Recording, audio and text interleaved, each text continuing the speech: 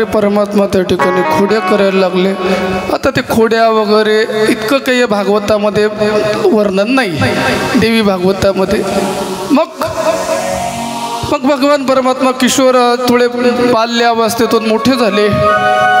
मोठे झाल्यानंतर मग यशोदेने त्यांना गायी चारण्याकरता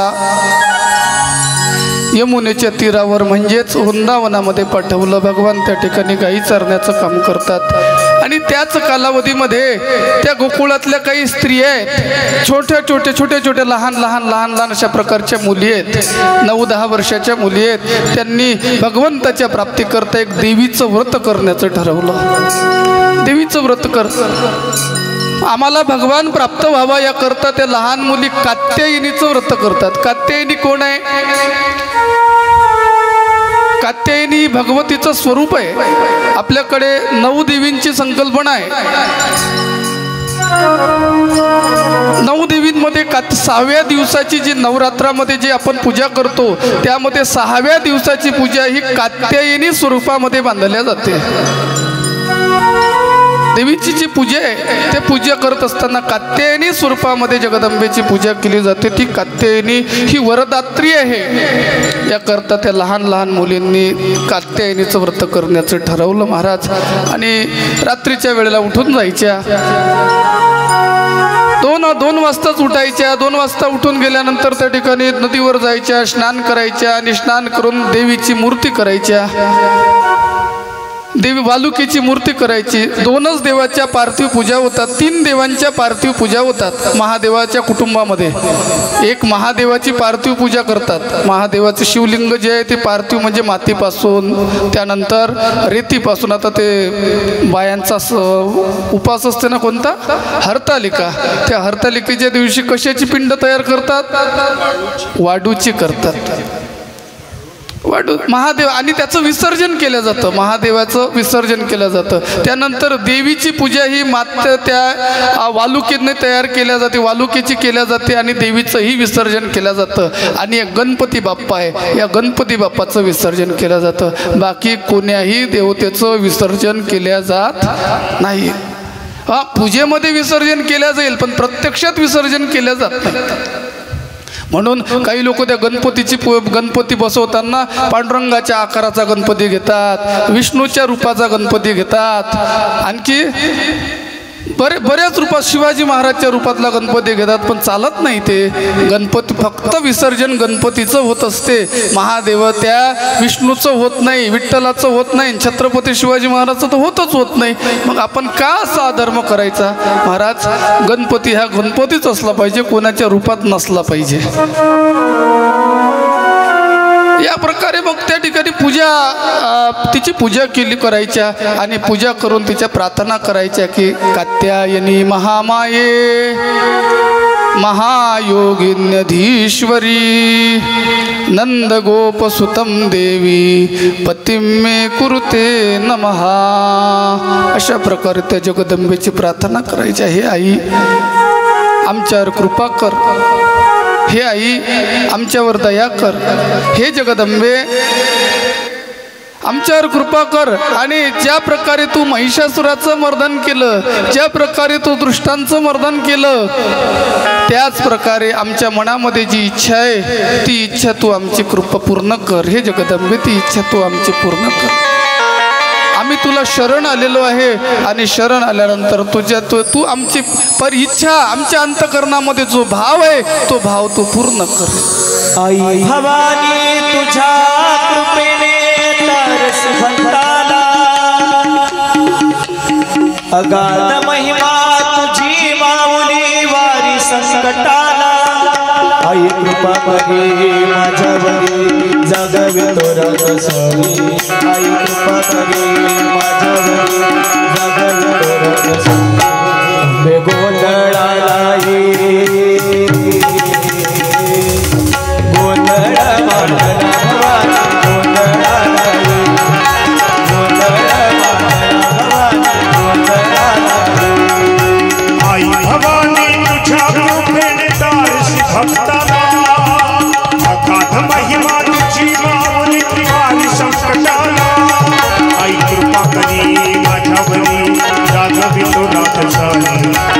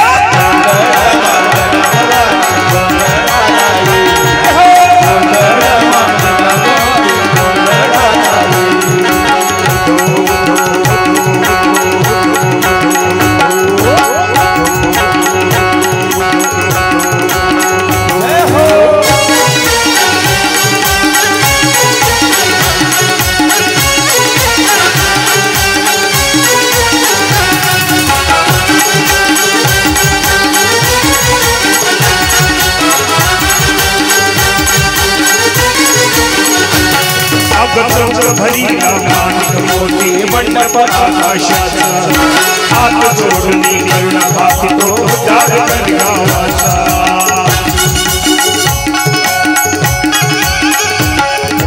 चौक भरीला माणिक मोती मंडप आकाशाचा हात जोडणी करुण भाकितो दार गावाचा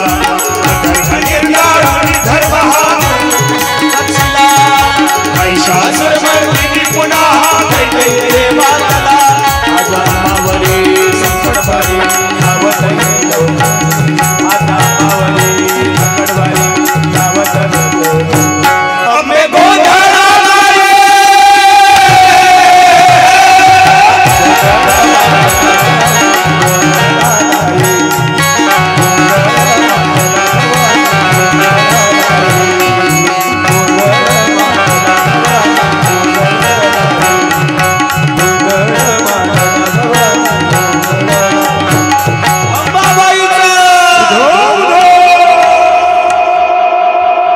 या प्रकारे त्या जगदंबेची साथ घालायला लागल्या. जगदंबेने सांगितलंय तुमची इच्छा पूर्ण होईल. तुमची इच्छा पूर्ण करण्याकरता तो भगवान परमात्मा येईल आणि तुमची इच्छा पूर्ण करेल. आणि अशा प्रकारे त्या रोज व्रत करायचे आहे. एक दिवस भगवंताला माहीत झालं. भगवंत रात्रीच्या वेळेलाच निघाले. त्या जेवढ्या रात्री निघाल्या तेवढ्याच रात्री हाही निघाला. यांनी त्या बालकांना घेतलंय, यांनी बैल त्या गायींना घेतलंय आणि गायींना वगैरे घेऊन भगवान परमात्मा रात्री 2 वाजता वनामध्ये आले. हो, रात्री 2 वाजता वनामध्ये आले. आणि ह्या मुली ज्या ठिकाणी स्नान करत होते यमुनेच्या तीरावर त्या ठिकाणी आले. आता या मुली स्नान करत असताना कशा करायच्या? पूर्ण कपडे काढून घ्यायचे आणि स्नान करायच्या, नग्न होऊन स्नान करायच्या. गंगेमध्ये स्नान करण्याचा नियम आहे. महाराज, नग्न होऊनही स्नान करू शकत नाही आणि पूर्ण वस्त्र घालूनही आपण गंगेमध्ये स्नान करू शकत नाही. फक्त एक वस्त्र पाहिजे. गंगेमध्ये स्नान करत असताना एक वस्त्र पाहिजे. अंगावरच्या पूर्ण वस्त्रांनी आपण स्नान करू शकत नाही. गंगेमध्ये स्नानाचा, बाथरूममध्ये स्नान करण्याचा विधी वेगळा आणि गंगेमध्ये स्नान करण्याचा विधी वेगळा. गंगेमध्ये स्नान करत असताना कसं केलं पाहिजे? काही लोक गंगेच्या तीरावर बसतात आणि गळव्यानं पाणी अंगावर घेतात. गळव्यानं पाणी अंगावर घेतल्यानं गंगेच्या स्नानाचं पुण्य प्राप्त होत नाही. नियम असा आहे की गंगेच्या पाण्यामध्ये नाभी एवढं, आपल्या बिंबी एवढं पाण्यामध्ये उभं राहावं आणि उभं राहून नाक दाबावं आणि नाक दाबून 3 वेळा त्या गंगेमध्ये बुडी घ्यावी. हा गंगेच्या स्नानाचा विधी आहे. बाथरूममध्ये तसं करता येत नाही. बाथरूममध्ये पाणी अंगावर घ्यावं लागतं. आणि गंगेमध्ये स्नान करत असताना नुसतं गंगेचंच नाव घ्यावं. तुम्ही हिमालयामध्ये गेले, हरिद्वारला गेले आणि गंगेमध्ये यमुनेचंही नाव घेऊन राहिले, त्या चंद्रभागेचंही नाव घेऊन राहिले, अजून गोदावरीचं नाव घेऊन राहिले, ती म्हणेल तुमचा माझ्यावर विश्वास नाही. गंगा म्हणेल. गंगेमध्ये फक्त तुम्ही चंद्रभागेमध्ये स्नान करताना गंगेचं नाव घेऊ शकता, गोदावरीमध्ये स्नान करताना गंगेचं नाव घेऊ शकता, कारण गंगा ही सर्व नद्यांमध्ये मोडते. पण गंगेमध्ये स्नान करताना नुसतं गंगेचंच नाव घ्यावं लागेल. आणि बाथरूममध्ये तर गंगा, यमुना, सरस्वती सर्वांचंच घ्या, सर्वांच्या स्नानाचं पुण्य प्राप्त होते. आणि त्या मुली नग्न होऊन स्नान करत आहेत. भगवंताला कळलं आणि भगवंताने त्यांची जी कपडे होती, वस्त्र होती ती घेतली आणि महाराज सर्वांची एका कपड्यामध्ये बांधली आणि वर झाडावर जाऊन बसला. झाडावर गेल्यानंतर त्या मुलींचं स्नान झाले. स्नान झाल्यानंतर एकीचं लक्ष गेलं, का ग आपले वस्त्र कुठे गेले? त्या घाबरायला लागल्या. अरे कोण आलं असेल येथील, कोण पुरुष आला? त्या पुरुषाने आमचे वस्त्र या ठिकाणी हरण केलेले आहेत. एकीचं लक्ष गेलं. ती म्हणते कोण कशाला आला ग? तो झाडावर बसलेला आहे. पहिले दया दुधाची चोरी केली, आता कपड्यांची चोरी करतोय. आण आमचे कपडे दे. त्या गवळणी, त्या मुली भगवंताला म्हणू लागल्या, आमचे कपडे दे बाबा. ते म्हणू लागले, एक म्हणू लागले, अगे ते कपडे देत नाहीस का? नाही देत. भगवान म्हणायचे, देत नाहीस? तुझ्या आईला सांगण्याकरता जाते. भगवंताने सांगितलं खुशाल जा की आताच. तिच्या लक्षात आलं आपण तर जाऊ शकत नाही, आपण या अवस्थेमध्ये जाऊ शकत नाही, काय तोंड दाखवायचं गावाला. आता मात्र त्या थोड्या नम्र भाषणाने बोलू लागल्या की हे कृष्णा, हे कान्हा, आम्ही तुझ्या चरणी आता नम्र झालो बाबा, आमचे वस्त्र आम्हाला दे, आमचे वस्त्र तू आम्हाला देऊन टाक, आम्ही तुला शरण आलेलो आहे, नम्र भावनेने तुला शरण आलेलो आहे. आणि देवासोबत उर्मटपणाची भाषा देवाला आवडत नाही. देवासोबत प्रेमानं बोलावं, देवासोबत नम्रतेनं बोलावं. देवासोबत बोलत असताना अंतकरणामध्ये नम्रता असली पाहिजे. नम्र झाला भूता, इतरांशी बोलतानाही बोलण्यामध्ये नम्रता असावी आणि देवाकडे तर असावीच असावी. उद्धटपणाचं भाषण देवाला आवडत नाही. महाराज उद्धटपणाने बोलणारे संत आहेत देवाला, ते बोलू शकतील. जनाबाईसारखी संत देवाला म्हणू शकते, अरे विठ्या मूढ मायेच्या कारट्या, पण आपण थोडी म्हणू शकतो.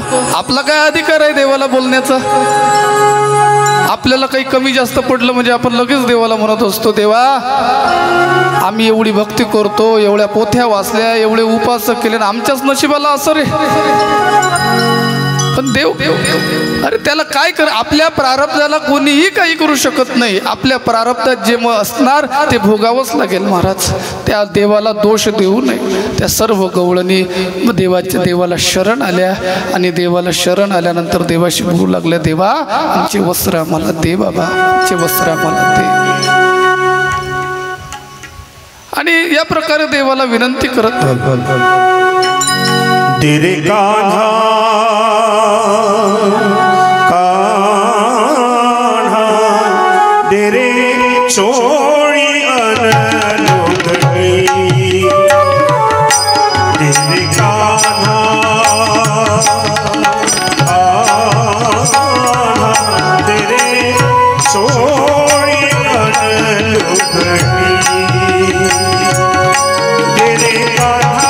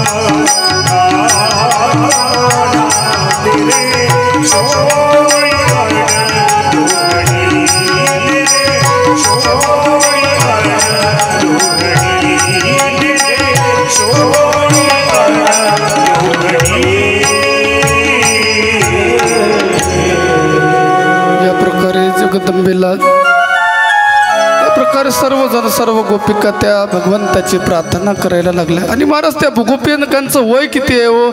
8 वर्षाच्या, 9 वर्षाच्या, 10 वर्षाच्या. त्यांना काय काम करणार? आणि भगवंताचंही वय 7च वर्षाचं आहे. देवांनी त्यांची नम्रता पाहिली. भगवान खाली आले आणि सांगितलं, रे नग्न होऊन या व्रते जे करती त्यांची व्रते होती निरर्थक. नग्न होऊन स्नान जे करतात त्यांचे व्रत निरर्थक होतात. म्हणून तुम्ही पहिल्यांदा त्या जलदेवतेची क्षमा मागा. रात्रीच्या वेळेला 2 वाजता 3 वाजता नदीमध्ये स्नान करायचं नसतं, 3 नंतर करायचं असतं. तुम्ही त्या जलदेवतेचा सुद्धा अपमान केलेला आहे, त्यांना क्षमा मागा. आणि नंतर भगवंतांनी त्यांची वस्त्र त्यांना दिलेली आहेत. त्यांना सांगितलं की शरद पौर्णिमेच्या रात्री तुमची इच्छा पूर्ण करेल. आणि पुढे शरद पौर्णिमेच्या रात्री भगवंतांनी रासलीला करून त्यांची इच्छा पूर्ण केली. त्यानंतर पुढे परमात्मा थोडे मोठे व्हायला लागले. इकडे कंसाला नारदाने सांगितलं की त्याला आता इकडे आणा. अक्रूजीला नेण्याकरता पाठवलं. अक्रूजी भगवान परमात्म्याला घेऊन मथुरेमध्ये येतात. मथुरेमध्ये आल्यानंतर भगवान परमात्मा त्या परिटाचा उद्धार करतात. त्यानंतर कुब्जेवर कृपा करतात. कुब्जेवर कृपा झाल्यानंतर कुलय त्या धनुर्यज्ञाचा भंग करतात, धनुष्याचा भंग करतात. कुलया पीडित नावाच्या हत्याचा संहार करतात. पुष्टिक जानूराचा वध करतात. आणि शेवटी कंसाला सुद्धा त्या ठिकाणी कंसाचा सुद्धा भगवान परमात्मा वध करतात. देवीच्या कृपेने कंसाचा वध झालेला आहे. आणि त्यानंतर पुढे वसुदेव देवकीची कारागृहातून सुटका केली. पुढे समुद्रामध्ये 64 दिवसामध्ये गुरुकडे जाऊन 64 विद्येचं ग्रहण केलेलं आहे. जरासंध 17 वेळा आला, त्याला परास्त केलं. काल यवनाचा संहार केला. आणि पुढे भगवान परमात्म्याने समुद्रामध्ये एका नगरीचं निर्माण केलं. त्या नगरीचं नाव आहे द्वारका. रचिला गाव समुद्राच्या पोटी. समुद्राच्या त्या पोटामध्ये भगवान परमात्माने द्वारका नगरी निर्माण केलेली आहे. त्यानंतर बलराम दादाचा विवाह संपन्न झाला. आणि भगवंताला सुद्धा विदर्भातून, आपल्या विदर्भातून, अमरावती जिल्ह्यातून, कौंडण्यपुरातून भगवंताला एक पत्र गेलं. सुदैव हा ब्राह्मणाच्या हस्ते ते पत्र गेलेलं आहे. त्या पत्राचा मजकूल असा होता की भृतश्रुत्वा भुवन सुंदर सुरणमणांते निर्विश्य कर्ण विरहे हरतुंग तापम. देवा, तू त्रिभुवनामध्ये सुंदर आहेस. पत्र कुणाचं होतं? विदर्भ कन्या रुक्मिणी माता, भीष्मक राजाची कन्या. आणि तिने सांगितलं की देवा, माझ्या भावाने माझं लग्न शिशुपाळाशी ठरवलेलं आहे, पण मला शिशुपाळाशी लग्न करायचं नाही, तुझ्यासोबत लग्न करायचं आहे. आमचा कुलाचा नियम आहे, आम्ही लग्नाच्या आधीच्या दिवशी जगदंबेच्या दर्शनाला जात असतो. त्या ठिकाणी तू ये आणि माझं पाणी ग्रहण कर. अशा प्रकारे तिने पत्र पाठवलं. भगवंताने ते पत्र वाचलं. सुदेवाला विचारलं, का रे बाबा, कधी आहे लग्न, कधी आहे? त्यांनी सांगितलं, देवा आता 4 दिवसावरच आलोय. देवाने लगेच रथ हाकला, रथ काढला आणि वायू वेगाने तो रथ कौंडण्यपूरमध्ये पोहोचलेला आहे. आता भागवतामध्ये सूक्ष्म चिंतन आहे, या ठिकाणी तेवढं काही बारीक वर्णन केलेलं नाही. आणि पोहोचल्यानंतर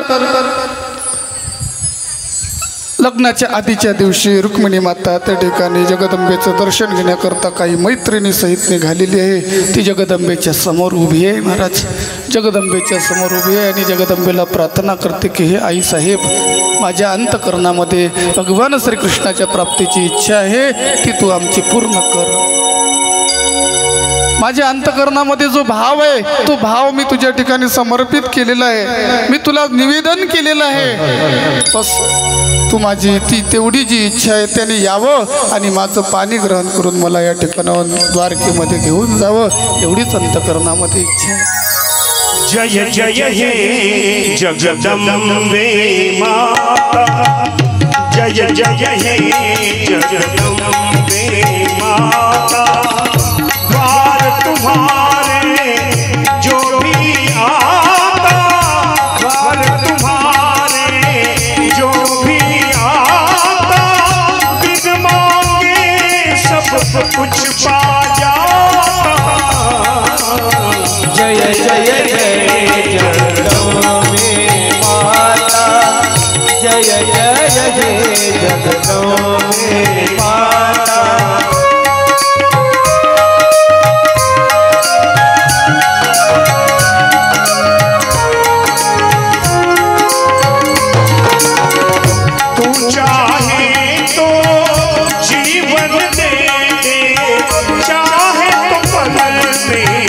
जीवन दे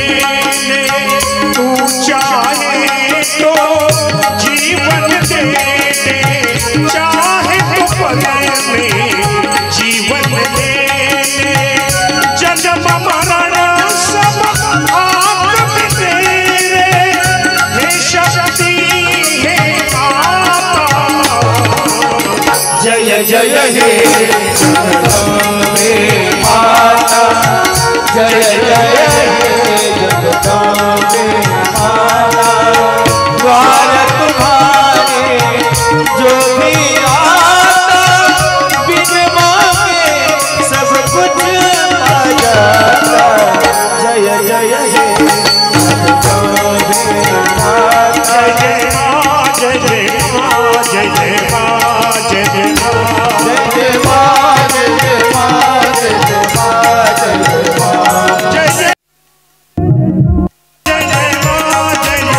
जय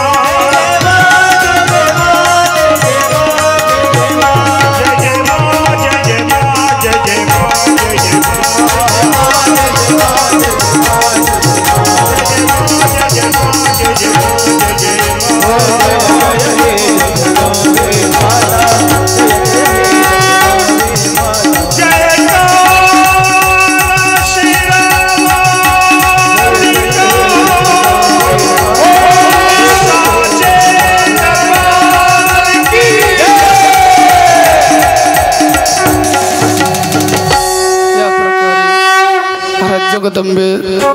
जगदंबेने रुक्मिणी मातेला आशीर्वाद दिलाय.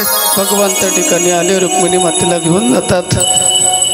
पुढे भगवंताच्या पाठीमागे शिशुपाळ लागलेला आहे, पाठलाग करत आहे. रुक्मिणी पाठलाग करत आहे. भगवंताने त्यांना सुद्धा त्यांच्याबरोबर युद्ध करून रुक्मिणी मातेला घेऊन द्वारकेमध्ये गेले. भगवंताचा तिथे विवाह संपन्न झाला. पुढे भगवंताला एक मुलगा झाला, त्याचं नाव प्रद्युम्न. त्याला शंभरासुराने चोरून नेलेलं आहे. जन्मजयाने प्रश्न विचारला, एवढा मोठा परमात्मा असल्यानंतर त्यालाही दुःख भोगावं लागलं. महाराज, कर्म हे कुणाला सुटत नाही. या करता हे संपूर्ण या ठिकाणी कर्माचा इतिहास सांगत असताना भगवान श्रीकृष्णाचं चरित्र सांगितलेलं आहे. त्यानंतर भगवान श्रीकृष्ण परमात्मा उपमन्यूला शरण गेलेले आहेत. उपमन्यूला शरण गेले आणि उपमन्यूला शरण गेल्यानंतर त्यांच्याकडून देवी यज्ञाची दीक्षा घेतली. देवी यज्ञाची दीक्षा घेतलेली आहे आणि देवी यज्ञाची दीक्षा घेऊन भगवतीचं ध्यान करून 1 महिनापर्यंत देवी यज्ञ केलेला आहे. देवी यज्ञ संपन्न झाला आणि त्या देवी यज्ञाच्या माध्यमातूनच भगवंताला त्यांचा जो पुत्र आहे प्रद्युम्न तो प्राप्त झालेला आहे. अशा प्रकारे आणखी भरपूर अशा प्रकारचं चरित्र आहे. पण या ठिकाणी सांगितलं आहे की भगवान श्रीकृष्ण भगवंताला का अवतार धारण करायला लागला, त्याचं कारण कर्म. आपण त्या कर्माचा विचार करत आहोत आणि या ठिकाणी कृष्ण चरित्र सांगत असताना कर्म गहन आहे, गहनो कर्मना गतीही, अशा प्रकारचं वर्णन करून ठिकाणी 4था स्कंद पूर्ण झालेला आहे. आणि 4था स्कंद पूर्ण झाल्यानंतर 5व्या स्कंदाला सुरुवात करतात. तत्पूर्वी 2 मिनिटं नामचिंतन करूया आणि 5व्या स्कंदाचा थोडक्यामध्ये विचार या ठिकाणी करू. अम्बे मात तुम्हारी जय जय हो, दुर्गा मात तुम्हारी जय जय हो.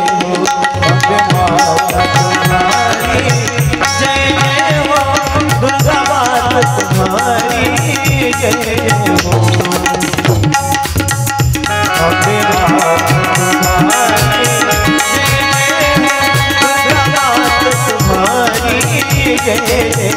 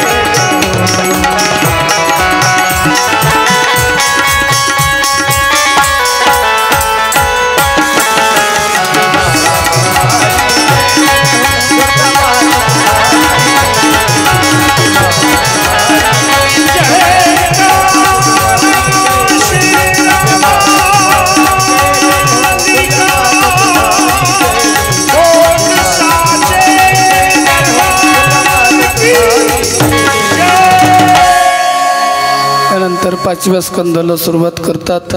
5व्या स्कंदामध्ये व्यासजी सांगतात, राजा भगवान श्रीकृष्णाच्या कुलाचा संहार झाला. गांधारीने भगवान परमात्म्याला शाप दिला आणि गांधारीच्या शापामुळे भगवंताच्या कुलाचा नाश झाला. पुढे भगवान श्रीकृष्णाचं महानिर्वाण झालं. सर्वच्या सर्व या ठिकाणी ज्या घटना घडतात ते सर्व जगदंबेच्या इच्छेने घडतात. त्यानंतर जन्मेजयाने प्रश्न विचारला, महाराज मला लक्ष्मीची उत्पत्ती सांगा. लक्ष्मी मातेची उत्पत्ती कशी झाली? त्यानंतर लक्ष्मी मातेचा विवाह मी असं ऐकलंय की भगवान विष्णूला ती प्राप्त झाली होती. तत्संबंधी मला कथन करा. त्यावेळेला व्यासजी सांगायला लागले, ऐक राजा, तुला महालक्ष्मीच्या श्रीलक्ष्मी मातेच्या उत्पत्तीची कथा सांगतो. भगवतीची जी उत्पत्ती झालेली आहे ती समुद्रातून झालेली आहे. ज्या वेळेला समुद्र मंथन झालं त्यावेळेला भगवती उत्पन्न झाली. मग प्रश्न विचारला पुन्हा, समुद्र मंथन का झालं होतं आणि त्या समुद्र मंथनाचं कारण काय होतं? कारण कारणाशिवाय या ठिकाणी कार्य घडत नसतं.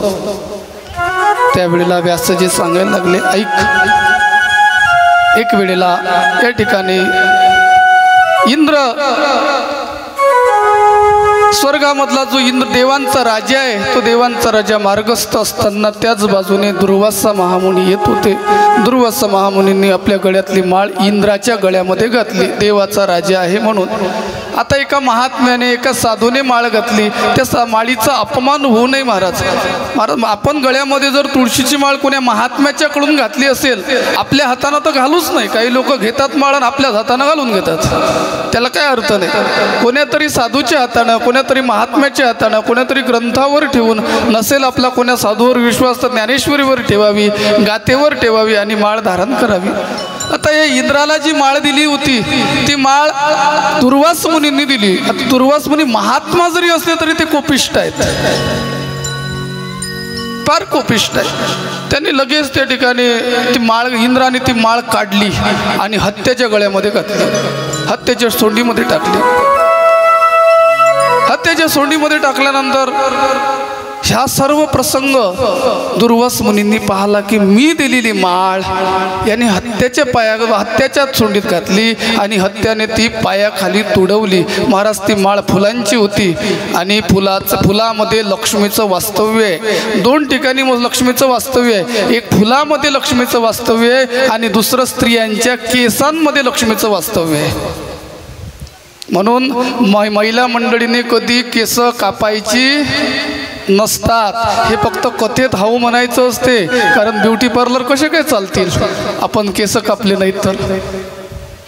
त्यामुळे स्त्रीच्या केसामध्ये लक्ष्मीचं वास्तव्य आहे आणि फुलामध्ये लक्ष्मीचं वास्तव्य आहे. फूल कधीही पायाखाली येऊ देऊ नये, निर्माल्य कधीही पायाखाली येऊ द्यायचं नाही. देवाला वाहलेलं फूल काय होते, भगवान शंकराचं निर्माल्य जर पायाखाली आलं तर संपत्तीचा नाश होते. त्या पुष्पदंत नावाचा गंधर्व होता, त्याची सर्व संपत्ती नाश झाली. कशामुळे? भगवान शंकराच्या पिंडीवर वाहलेलं जे निर्माल्य ते पायाखाली आलं होतं. म्हणून कधी फुलाचा कधी अपमान होऊ नये. पण याने फुलाचा अपमान केला, त्यांना राग आला, त्यांनी शाप दिला, हे इंद्रा तू मातलेला आहेस, तुझी सर्व संपत्ती नाश पावेल, तुझ्या सर्व संपत्तीचा अपहार होईल, सर्व संपत्ती नाश पावल्या जाईल.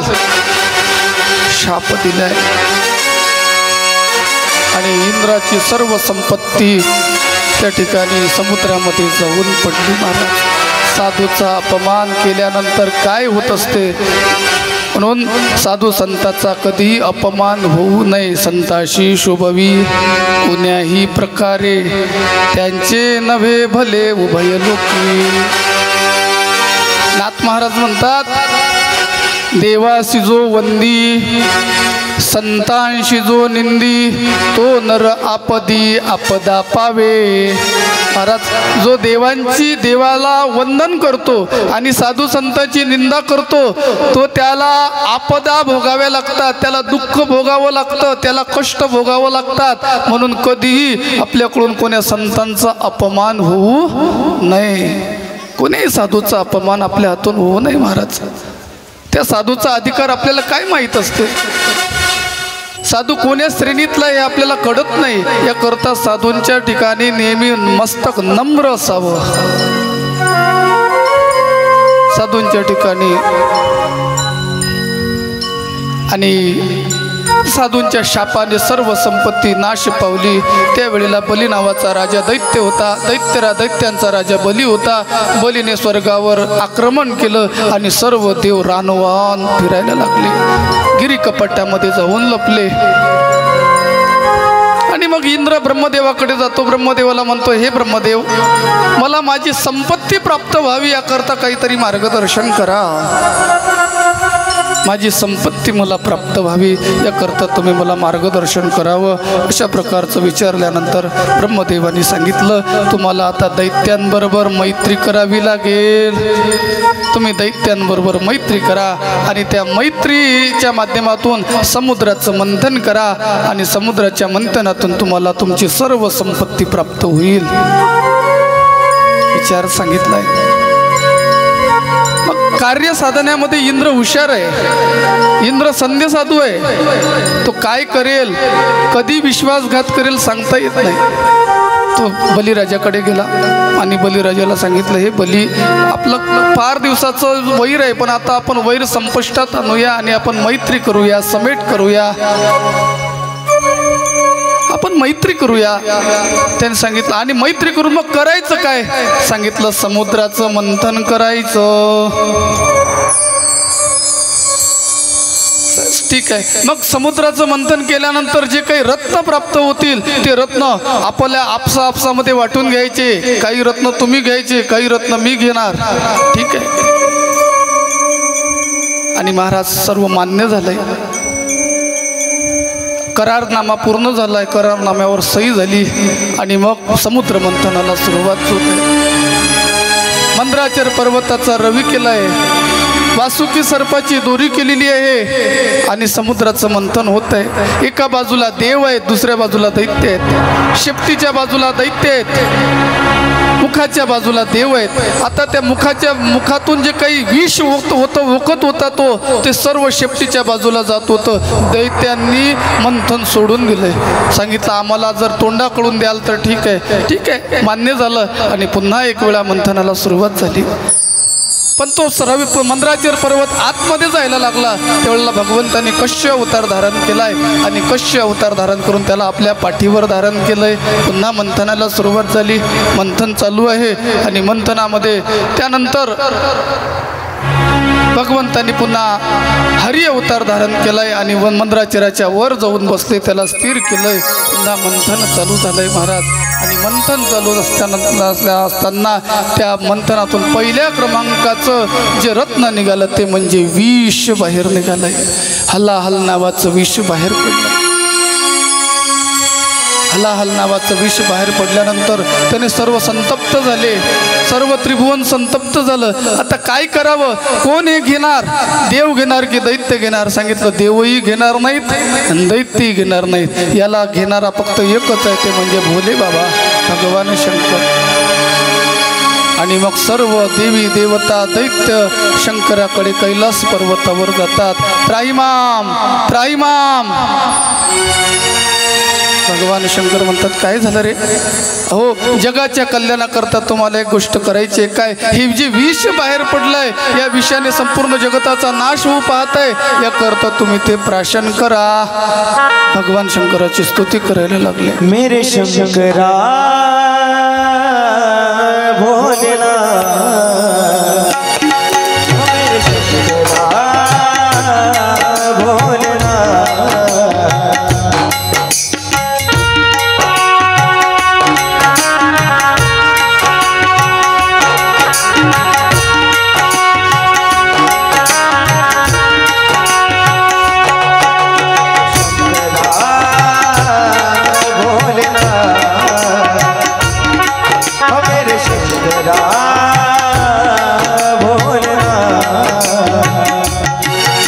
गरीब है भक्तों के, नसीब है भक्तों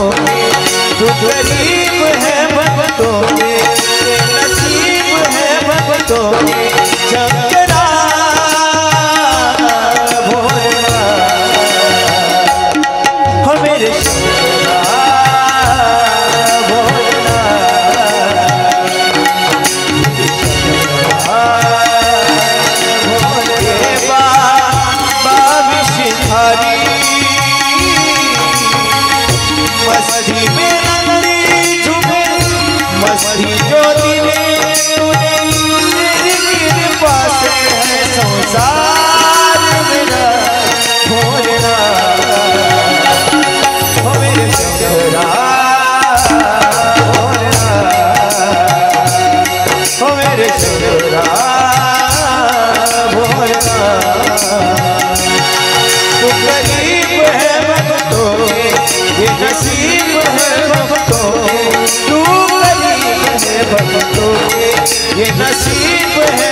कोणी शंकरा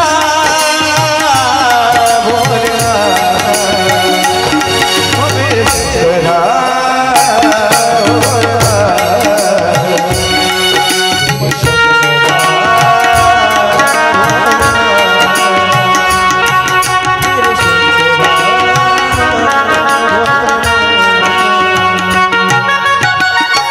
या प्रकारे भगवंताची स्तुती करायला लागले. लवकर स्तुतीला प्रसन्न होणारं दैवत म्हणजे भगवान शंकर. अत्यंत भोळा, अत्यंत भोळा. किती भोळा महाराज, शिवपुराण ऐकावं लागते त्याकरता. किती भोळा आहे. मागच्या वर्षी आपण शिवपुराणामध्ये पाहिलं भगवंताचं भोळेपण.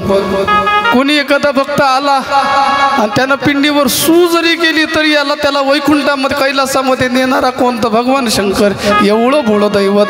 त्या सर्वांच्या समक्षाने त्यांनी विष प्राशन करायला लागले. त्यांनी ते कंठामध्ये धारण केलं. त्या विषाच्या प्रभावाने त्यांचा कंठ निळा झाला. त्यांचं नाव नीलकंठ पडलं. महाराज, विष म्हणजे काय? विष म्हणजे निंदा. निंदा ही पचवता आली पाहिजे. निंदा पचवता आली पाहिजे. लोक कोणतंही काम करायला लागल्यानंतर लोक बोलायला लागतात. माळ घातली तरी लोक म्हणतात झाला साधू, आता काय चोपळं चोपळं खायला भेटते. म्हणजे कोणतं काही करा तुम्ही. कोणाच्या घरी गेलं तरी लोक बोलतात, नाही गेलं तरी बोलतात, लग्न केलं तरी बोलतात, नाही केलं तरी बोलतात. लग्न करू जाता म्हणती हा माथला, नाही केलं तरी लोक म्हणतात. महाराज, कोणाच्या घरी गेला चहा प्यासाठी फिरते, नाही गेलं निष्ठुर आहे. कोणाच्या घरी जाणं नाही, येणं नाही, काही नाही. येता जाता घर बुडविले. लोक बोल बोल बोल लोक काय. आपल्याकडे एक मन आहे, लोक गाढवावरही बसू देत नाहीत आणि पायदळी चालू देत नाहीत. म्हणून लोकांच्याकडे लक्ष द्यायचं नाही. तुकाराम महाराज म्हणतात, तुका मान म्हणे माझे ऐका हे वचन, तेजुनिया जन भक्ती करा. लोकांचा विचार करायचा नाही महाराज, लोकांचा विचार करायचा नाही. कोणी निंदा कोणी वंदा, आमचा स्वहिताचा धंदा. भगवान शंकरासारखं विष पचवता आलं पाहिजे, निंदा पचवता आली पाहिजे. भगवान शंकराने त्या निंदेला पचवलं.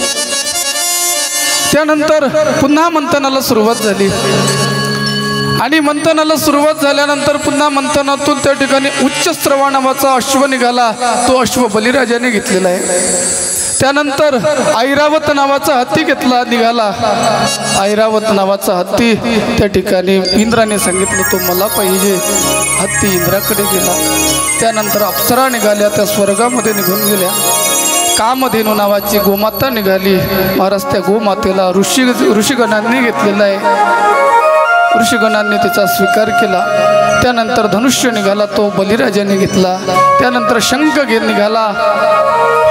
शंखा आणि शंखामृतम चांबुजे लक्ष्मी कौस्तुभ पारिजात कसुरा धन्वंतरी चंद्रमा. चंद्र निघाला, तो महादेवाच्या डोक्यामध्ये. पारिजातकाचं वृक्ष निघाला, ते पारिजातकाचं वृक्ष स्वर्गामध्ये गेलं. सुरा निघाली, ती असुराने घेतली.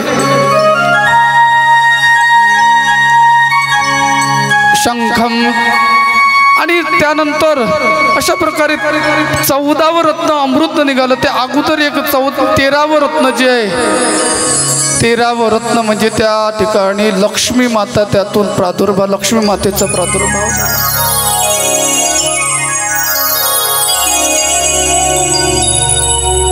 आणि लक्ष्मी माता चतुर्भुज अशा प्रकारचं स्वरूप आहे. सुंदर लावण्यवती आहे. हातामध्ये तिच्या पुष्पमाला आहे. आणि पुष्पमाला घेतलेली महालक्ष्मी माता त्या समुद्रातून मंथनातून त्या ठिकाणी प्रगट झाली. सर्वजण विस्मयचकित झाले. कोण असेल ही, कोण असेल ही, कोण असेल ही. इतकी सौंदर्यवती, लावण्यवती, सुंदर, हातामध्ये पुष्पमाला आणि अशी असतील लोक कोण असेल हे. त्यावेळेला त्या ठिकाणी आकाशवाणी झाली. सांगितलं ही महालक्ष्मी, समुद्रकन्या महालक्ष्मी माता आहे.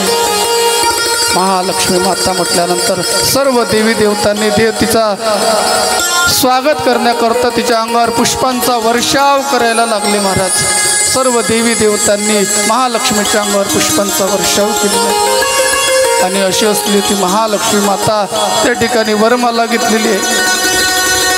वरमाला हातामध्ये धारण केलेली महालक्ष्मी माता पाहिली आणि लगेच सर्वांच्या ठिकाणी मोह निर्माण झाला, ही मला प्राप्त व्हावी। लक्ष्मीचा मोह सर्वांनाच आहे, प्रत्येकाला असं वाटतं मला माझ्याकडे लक्ष्मी असावी। आता ती लक्ष्मी तीन प्रकारची असते, ती लक्ष्मी असते, ती महालक्ष्मी असते, ती अलक्ष्मी असते। आता आपल्याला कोणती पाहिजे हे स्वीकार पाहावं। अलक्ष्मी म्हणजे जी टेबला घालून येते ती अलक्ष्मी, जी चांगल्या मार्गातून येते ती महालक्ष्मी आणि जी काही आपल्या कमाईतून प्राप्त होते ती लक्ष्मी। प्रत्येकाला जी अभिलाषा आहे ती प्रत्येकाला अभिलाषा लक्ष्मीची आहे। त्या ठिकाणी दैत्यांनाही असं वाटायला लागलं मला लक्ष्मी प्राप्त व्हावी, देवतांना सुद्धा असं वाटलं की मला लक्ष्मी प्राप्त व्हावी। मग त्या लक्ष्मीकडे प्रत्येकजण आशाळभूत नजरेनं पाहायला लागलं की मग ही माळ कुणाच्या गळ्यामध्ये घालणार। नारद तिच्या पाठीमागे होते। नारद तिला सांगतात, हे बघा लक्ष्मी माते, तुम्हाला आता मी ओळख करून देतो, तुम्हाला कोणाच्या गळ्यामध्ये माळ घालायची आहे ते तुम्ही ठरवा, मी तुम्हाला प्रत्येकाची ओळख करून देतो। पहिल्यांदा साधूच्या लाईनीमध्ये लक्ष्मी माता, साधूची जी लाईन होती त्या लाईनीमध्ये लक्ष्मी माता हार घेऊन, त्यामध्ये सप्तऋषीचा नंबर पहिला। सप्तऋषीमध्ये पहिले भृगु ऋषी सांगितलं, या ठिकाणी भृगु ऋषी आहेत, हे भृगु ऋषी आहेत, यांच्या गळ्यामध्ये हे फार तपस्वी आहेत, पण हे कोपिष्ट होतात। लक्ष्मीने सांगितलं नको, असा कोपिष्ट साधू नको। त्यानंतर दुर्वासा यांनी 1000 वर्ष तपश्चर्या केली आहे, यांचं शरीर तपानं कुश झालेलं आहे। नारद सांगायला लागले, पण हेही अत्यंत क्रोधी आहे, यांना जर शाप देण्यामध्ये सर्वात श्रेष्ठ जर कोण असतील तर ते दुर्वासा आहे।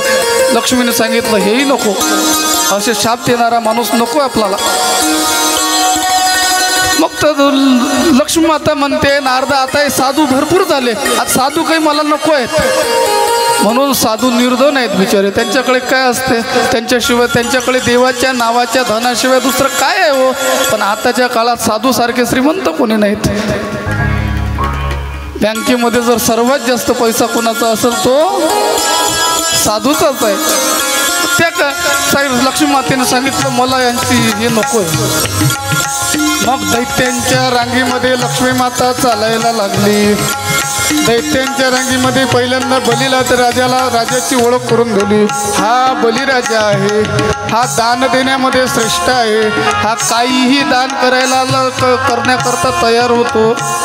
लक्ष्मी मातेने विचार केला, याने जर कदाचित मला जगात या दिवशी दान करून टाकलं तर हा सुद्धा नको, मला हाही नको। त्यानंतर आणखी काही दैत्य होते, त्या दैत्यांच्या रांगीमध्ये जायला लागले। सांगितलं हे दैत्य तामसी असतात, हे आसुरी स्वभावाची असतात। नारदाला सांगितलं हे सुद्धा मला आसुर वगैरे कोणी नको, दैत्य वगैरे कोणी नको, पुढे चला। मग पुढची लाईन जी होती ती देवेंद्राची होती, इंद्राची होती। इंद्राच्या लाईनीमध्ये देवी गेल्यानंतर इंद्रानं नारदाने ओळख दिलं, हे देवेंद्र स्वर्गाचे राजे आहेत, स्वर्गाचं अधिपत्य यांच्याकडे आहे, पण हे कधी कधी स्वर्गापासून च्युत होतात आणि विष्णूला शरण जातात म्हणे, हे स्वतः स्वर्गाचं रक्षण करू शकत नाही। लक्ष्मी मातेने विचार केला, हा स्वर्गाचं जर रक्षण करू शकत नसेल तर आपलं काय करणार, त्यापेक्षा हाही नको। नंतर चंद्र, त्यानंतर सूर्य, त्यानंतर अश्विनी कुमार, त्यानंतर आणखी जे काही देवी देवता त्या ठिकाणी होत्या सर्वांच्याकडे लक्ष्मी माता हार घेऊन गेली, पण कोणाच्याही गळ्यामध्ये तिने आपला हार घातला नाही, तिने आपली माळ घातली नाही। तेवढ्यात वैकुंठाधिपती भगवान श्री परमात्मा, भगवान श्री विष्णू परमात्मा त्या ठिकाणी धावत यायला लागले। ते देव तिचं स्वरूप पाहून, ज्या अर्थी ती कोणाच्याच गळ्यामध्ये माळ घालत नाही त्या अर्थी ती भगवान विष्णूच्या गळ्यामध्ये हा माळ घालणार, याकरता भगवान विष्णू त्या ठिकाणी धावत लक्ष्मी मातेपर्यंत यायला लागले। महाराज विष्णु नारायण भगवान की जय। सुंदर अशा प्रकारचं त्यांचं वर्णन आहे। सशंक चक्रम सकिरीट कुंडलम सपीत वस्त्रम सरसेरुहीक्षणम संहार वक्षस्थल कौस्तुभम श्रितम नमामि विष्णु शिरसा चतुर्भुजम। त्यानंतर नारदांनी ओळख करून दिली, हे भगवान श्री विष्णू आहेत, हे वैकुंठाधिपती आहेत, यांच्या गळ्यावर कौस्तुभमणी विराजमान आहेत, हे सर्व ऋषींच्या मध्ये श्रेष्ठ आहे, सर्व ऋषी यांची आराधना करतात, सर्व देव यांनाच वंदन करतात, सर्वजण यांच्याच प्राप्तीकरता प्रयत्न करतात. लक्ष्मी मातेने सांगितलं, मी आता यांच्याच गळ्यामध्ये वरमाला घालणार. आणि लक्ष्मी मातेने भगवान विष्णूच्या गळ्यामध्ये वरमाला घातली. आणि वरमाला घातल्यानंतर भगवान श्री विष्णू लक्ष्मी मातेचा हात धरून आपल्या धामाला, तिला वैकुंठामध्ये घेऊन जात आहेत. महाराज वैकुंठामध्ये तिला घेऊन जात असताना नारदजी रस्त्यात भेटले. नारदजी म्हणतात, देवा आता तुम्हाला लक्ष्मी प्राप्त, कोण्या देवाला लक्ष्मी प्राप्ती झाली नाही, कोण्या साधूला लक्ष्मी प्राप्त झाली नाही, कोण्या दैत्याला लक्ष्मी प्राप्त झाली नाही, तुम्हाला लक्ष्मी प्राप्त झाली ना? हा झाली. मग आता तुम्ही असं कसं हे याला काय लग्न म्हणतात का? लग्न कसं धूमधडकानं व्हायला पाहिजे. लग्न कसं सर्वांना बोलावून सर्वांच्या साक्षीनं, अग्नी देव ब्राह्मण यांच्या साक्षीनं लग्न व्हायला पाहिजे, तर त्याला लग्न म्हणतात. असं कोणी बायकोच्या गळ्यात मध्ये हार घातला आणि बायकोला घेऊन आलं, याला कुठं लग्न म्हणतात? मग काय करायचं? सांगितलं, चांगल्या प्रकारे लक्ष्मी मातेसोबत तुम्ही विवाह संपन्न करा. भगवान म्हणतात, मला काय, तुम्ही सांगसाल तसं, तुम्ही भक्त ज्या प्रकारे मला सांगाल त्या प्रकारे मी वागतोय. ठीक आहे, तुमची इच्छा आहे ना लग्न करण्याची, ठीक आहे. आणि मग सुंदर अशा प्रकारचा मंडप, सर्व सप्त ऋषी त्या ठिकाणी मंत्र म्हणण्याकरता ब्राह्मण आहेत, मंगलवाद्य त्या ठिकाणी वाजायला लागलेली आहेत. स्वर्गामधून इंद्र स्वतः मृदंग वाजवण्याकरता, सनकादिक जे ते टाळ वाजवण्याकरता, जय घोष करण्याकरता त्या ठिकाणी नारद महर्षी आहेत. ब्रह्मदेव स्वतः त्या ठिकाणी जोशाचं काम करतात. ब्राह्मणाचे जे मंत्र म्हणावे लागतात, अष्टक म्हणावी लागतात, ते अष्टक म्हणण्याकरता स्वतः ब्रह्मदेव त्या ठिकाणी विराजमान आहेत, सप्त ऋषी त्या ठिकाणी. आणि स्वस्ती वाचनाचा पाठ करत आहेत. स्वस्ति नो इंद्रो वृद्धस्रवाः, स्वस्ति नो पूषा विश्ववेदाः, स्वस्ति नशाग्र अरिष्टनेमिः, स्वस्ति नो बृहस्पतिर्दधातु. या प्रकारे स्वस्ति वाचन होत आहे, मंगल पाठ होत आहे.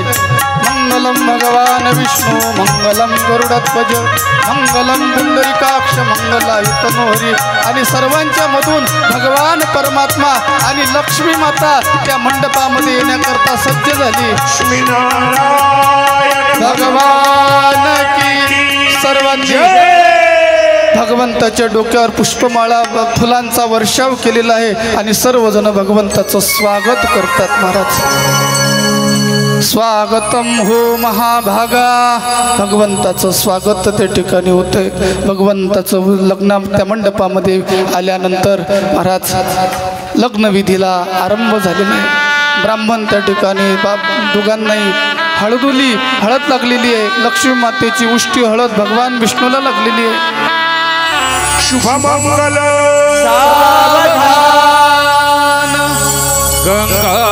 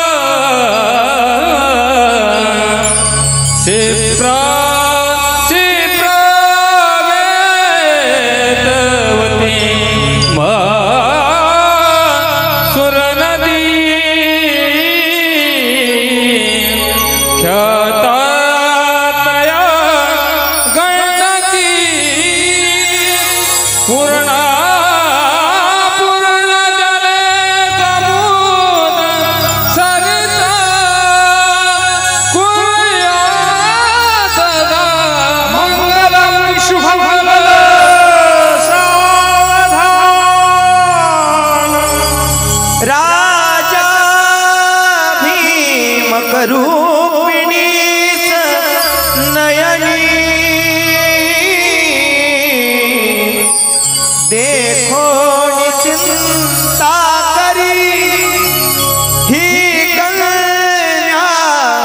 सगुणवरा नृपवरा कवनासी म्या देजे आता विचार कृष्ण नवरा त्यासी समर्पू म्हणे रुक्मी पुत्र वडील त्यासी पुसणे पुर्या सदा मंगल वधुवर्य शुभ मंगल आली लग्न घटी समीप नवरा येवोनिया बाघरा गृह्योते मधुपर पूजन करा अंतरपटा धरा दृष्ट वधुवरा न करणे दोघी करा उभी वाजंत्री बहुगल बला न करणे कुर्या सदा मंगल वधुवर्य शुभ मंगल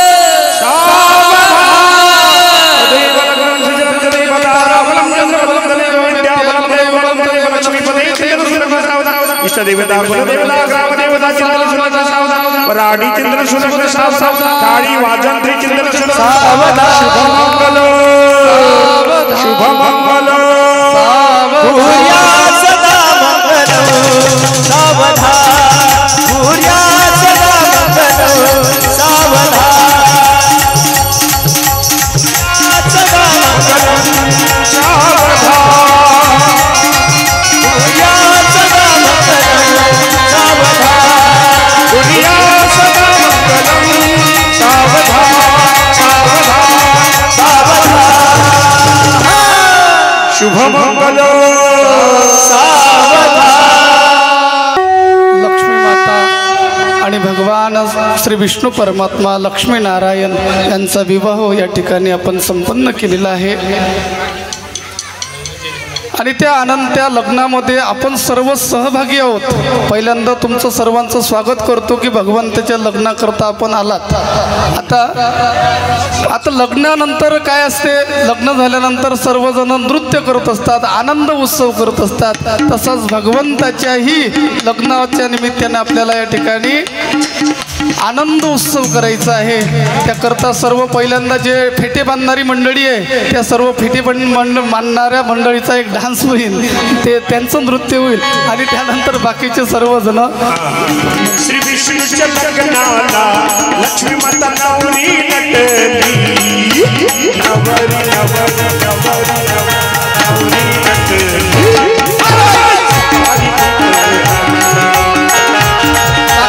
आपापल्या जागेवर नृत्य करायचं आहे।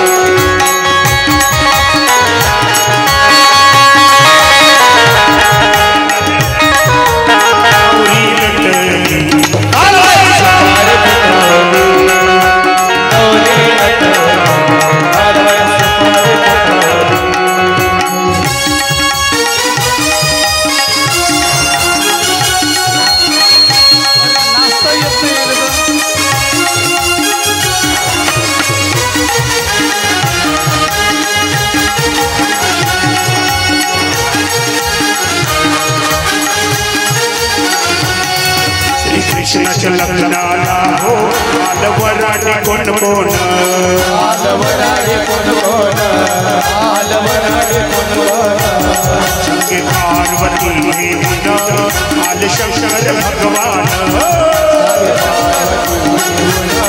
आले शंकर भगवान 36 कोटी देवाची मगा गर्दी लाटली 36 कोटी देवाची मगा गर्दी लाटली नवरी नवरी नवरी नवरी नवरी नवरी नवरी नवरी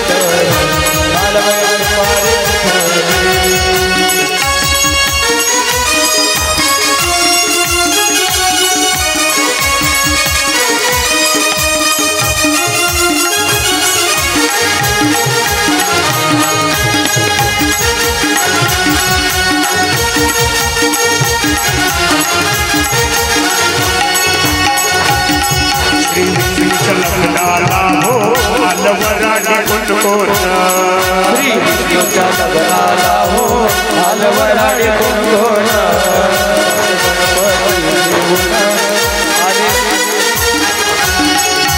सरस्वती देऊन आले ब्रह्मदेव त्या साखर मोड्या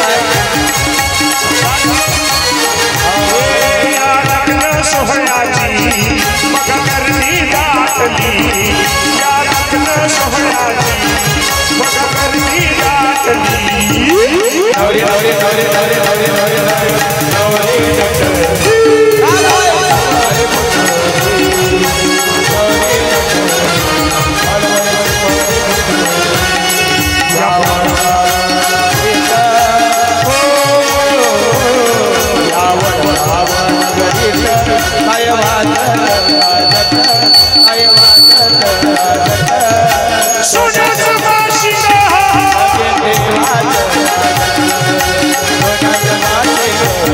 लगे देवाच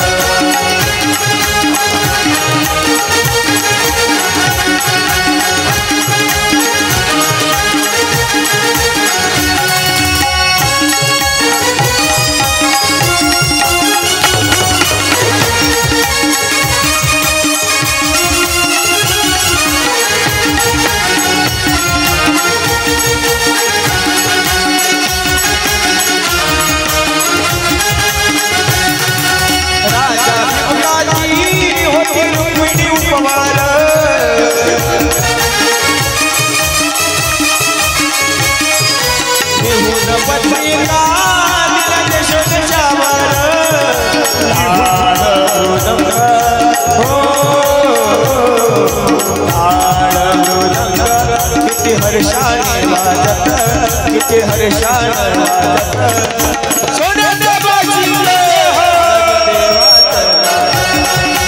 सोन्याच्या बाजीला लगे देवाचा सोन्याच्या बाजीला लगे देवाचा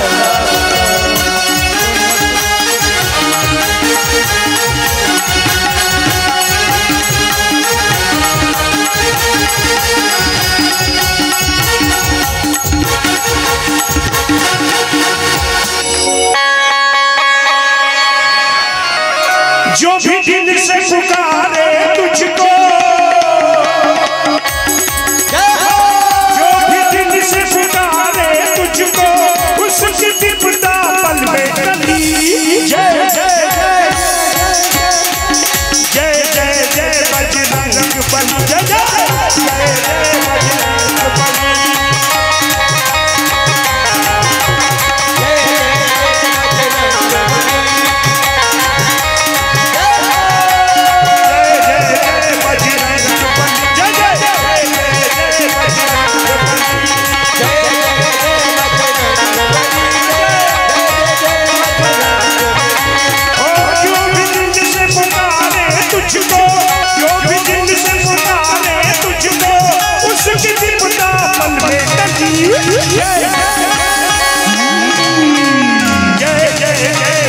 बजरंग बली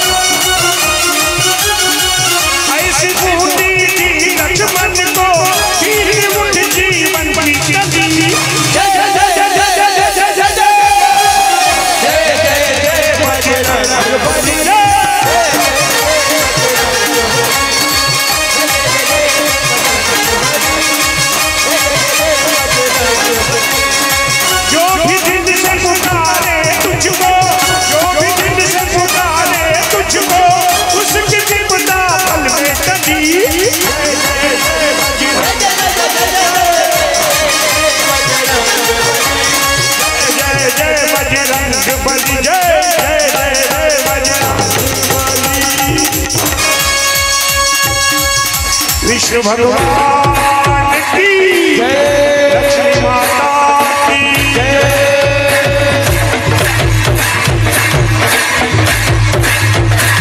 जय हो।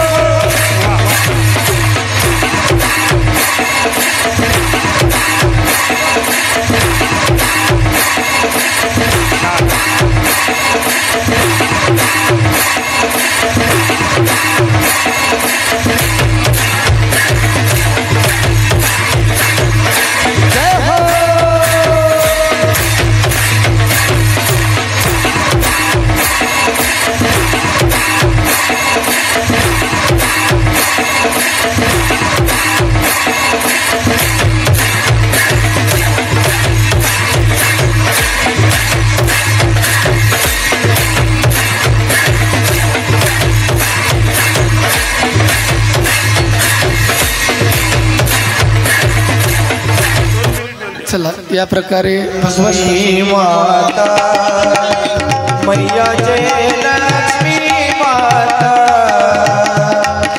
तुमको निसी दिन सेवन तुमको निसी दिन सेवन हर विष्णु विधाता ओम जय लक्ष्मी माता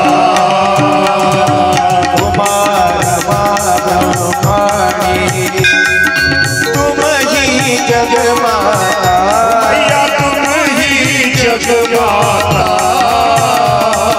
सूर्य चंद्रमा ध्यावत सूर्य चंद्रमा ध्यावत नारद ऋषि गाता मैया जय लक्ष्मी माता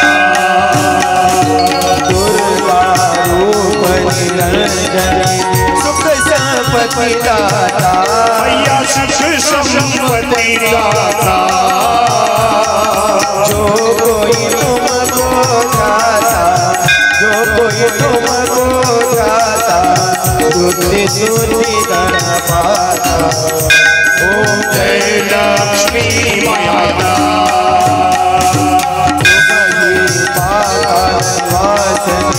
तुम ही शुभदाता मैया तुम ही शुभदाता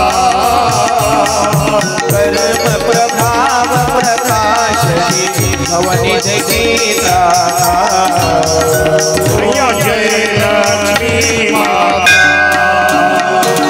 जिस घर तुम रहती हो ताहि में सगुण आता मैया गाई सगुण नाता सब संभव हो जाता सब संभव हो जाता मन नहीं घबराता मैया जय लक्ष्मी माता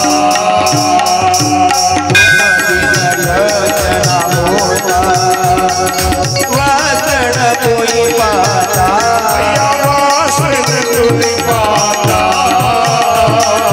खान पान का वैभव खान पान का वैभव सब तुमसे आता जय लक्ष्मी माता महालक्ष्मी जी आरती जो कोई कर डाला मैया जो कोई जन गाता उर आनंद समाता उर आनंद समाता पाप उतर जाता ओम जय लक्ष्मी माता ओम जय लक्ष्मी माता मैया जय लक्ष्मी माता ब्रह्मा विष्णु सदा शिव भोलेनाथ महादेव विष्णु धाता ओम जय लक्ष्मी माता नवधवती विक्राळा ब्रह्मांडी बाळा विषकंठकाळा त्रिनेत्री जाळा लावण्य सुंदर मस्तकी बाळा ते दुनिया मध्ये निर्मळ जुळजुळा जय देव जय शिवशंकरा स्वामी शंकरा आरती मोवाडू भावार्थ मोवाडू तुझ कर्पूर गौरा जय देव भोर भोळा भोळा नैनी निशाळा अर्धांगी पार्वती सुमणांच्या माळा विभूतीचे उदरण शशिवंत नेणा हरिसा शंकर शोभे उमा विल्लाळा जय देव जय श्री शंकरा स्वामी शंकरा आरती गोवाळू आवाज गोवाळू तुझ कर्पूर गौरा जय देव देवी दैत सागर मंथन मन केले या माझी अवचिता हरा मुरते द्वासुरपणे प्राशन केले नीलकंठना प्रसिद्ध झाले देव जय श्री शंकरा स्वामी शंकरा आरती गोवाळू आवाज गोवाळू तुझ कर्पूर गौरा जय देव व्याघ्रांवर परिवार वर सुंदर वरहारी पंचानन मनोहर जन सुखकारी शतकोटीचे वीरवाचे उच्चारी रघुकुळ टिळक रामाचा सातारी जय देव जय श्री शंकरा स्वामी शंकरा आरती गोवाळू आवाज गोवाळू तुझ कर्पूर गौरा जय देव गौरव तारम संसार सारम भजमीत्राणम सदा वसंतं भवं भवानी कपालमाला शिवशंकरा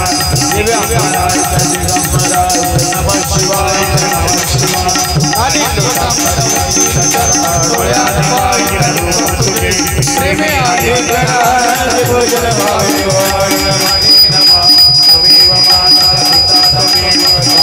बंधु सखा तमेव विद्यामेव सर्वं मम देवदेव कायेन वाचा मनसेन्द्रियर्वा बुद्ध्यामतस्मां प्रभुति स्वभाव करोमि यज्ञं सकलं